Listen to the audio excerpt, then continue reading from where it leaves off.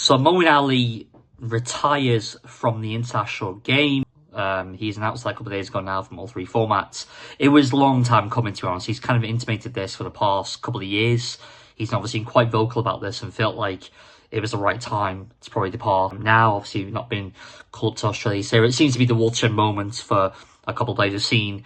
And David Milan, obviously, has departed a couple of weeks ago now, and now Moeen Ali's followed suit. I expect the likes of Chris Jordan to be seriously considered in the future. I don't think there's any way back for him either. He's turning 36 next month. Jason Roy, even though he's only 34, I think he'll be on his way as well.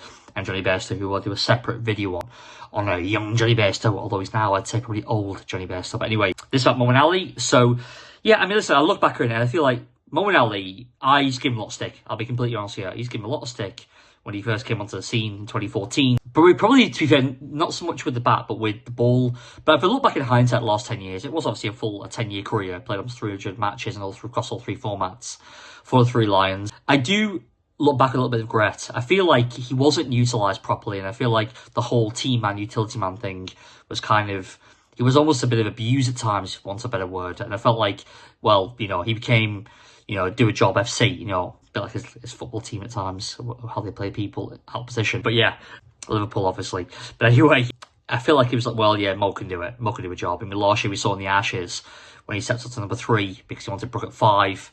You know, he's just, he's a consummate team man. And I think a really solid guy, Moeen Ali.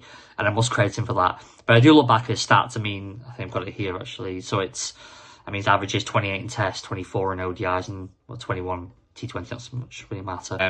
With 142 strike rates, but I think I look at that 28 Test average and 24 ODI average. I feel like he's better than that, especially Test level. I think like if he came in now, he would be probably batting in that kind of top 5 and not bowling so much. I mean, you got to remember when he came onto the scene the previous 2 years for Worcestershire, he had good actually performances with the ball. 2012 in Division 1, 2013.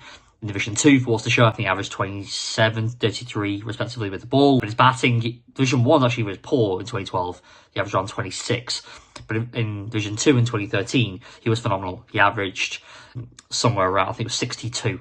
So that was a BML season, obviously. It was a breakout season for him with the bat. But I feel like, you know, if you look at what happened with him with England, he basically was left to kind of take up that spinning role because there's no real options there at the moment. Not like now. There's hardly any, there's a dearth of spin options post-Swan.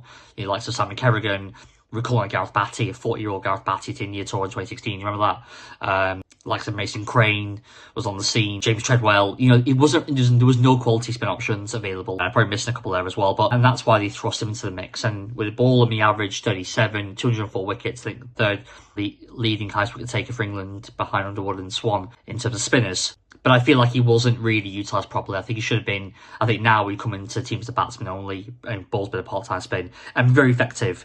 But he, again, in the bigger games, especially in the Ashes and things like that, he never came to the party. He was never quite good enough. And I know that's why I was never his biggest fan. But I was respecting for who he was and what he did for England. So I think, yeah, he obviously bows out. Respectfully as always, says great team guy. But I always wonder, you know, what if with Moeen Ali? Solid career, can go and make a lot more money than he's been doing for the last few years on the T20 circuit.